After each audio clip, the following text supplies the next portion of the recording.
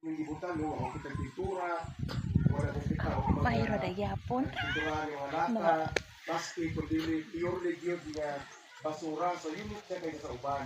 So, kaya lata din na, no? Alam mo, sa lata ninyo, medyo dugay-dugay ng panahon, itong na pero nagamit ninyo, so ano uniqueness ang itawag.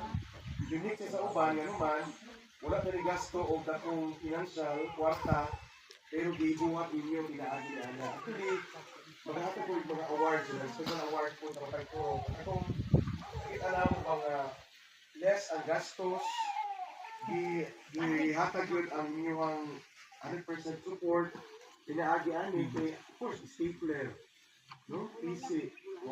Ama ka na din,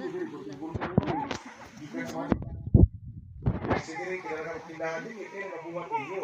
Pasabot, ang inyo ang nakita ng diri na basura, nagamit ninyo. Huwag ka dyan pa dapat buhatin kayo, no?